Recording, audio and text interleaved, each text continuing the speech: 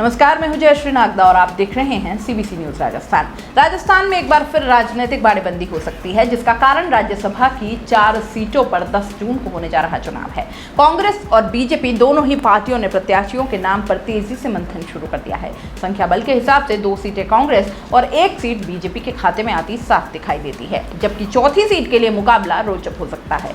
इस पे कांग्रेस का पलड़ा थोड़ा भारी नजर आ रहा है, क्योंकि ये सीट निर्दलियों को साथ लेकर जीती जाएगी।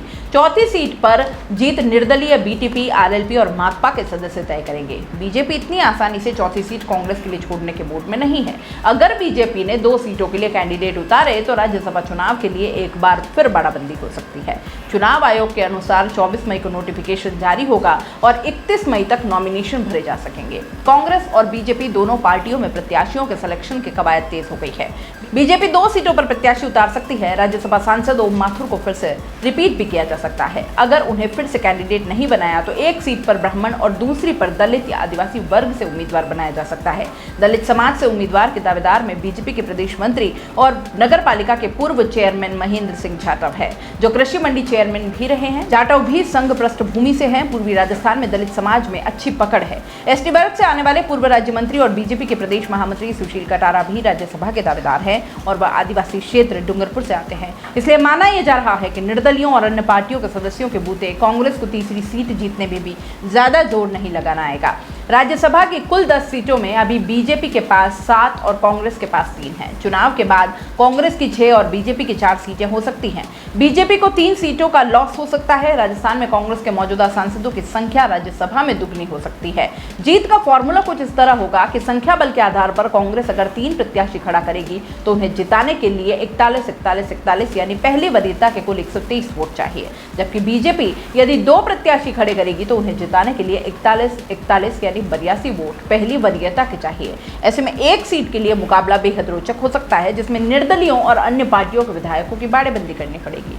पिछले साल 2021 में असम में विधानसभा चुनाव खत्म होने के बाद कांग्रेस के सहयोगी AIDUF के विधायकों को राजस्थान भेजा गया था। प्रदेश के मौजूदा गहलोत सरकार के कार्यकाल में ये 5वीं बड़े बाड़ेबंदी थी।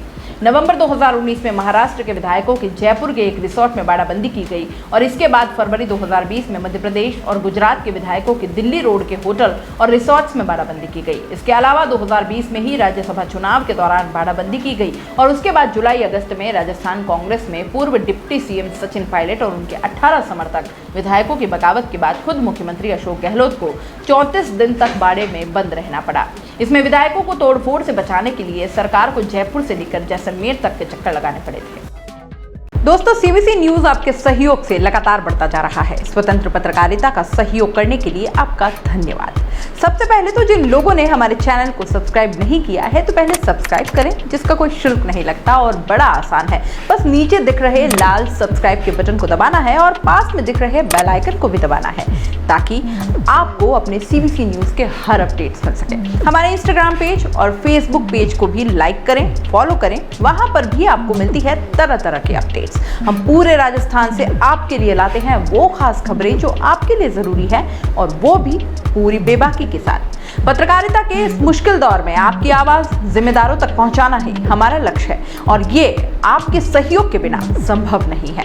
हमारा सहयोग करें, स्वतंत्र पत्रकारिता में अपना योगदान दें और ज्वाइन बटन पर जाकर सदस्यता लें, चाहे सबसे छोटी सहायता के रूप में ही क्यों न हो। जनता की बेबाक आवाज बने रहें, उसके लिए सहयोग आपको ही करना है। सब्सक्राइब करिए और ज्वाइन बटन पर क्लिक कर सदस्यता ग्रहण कीजिए।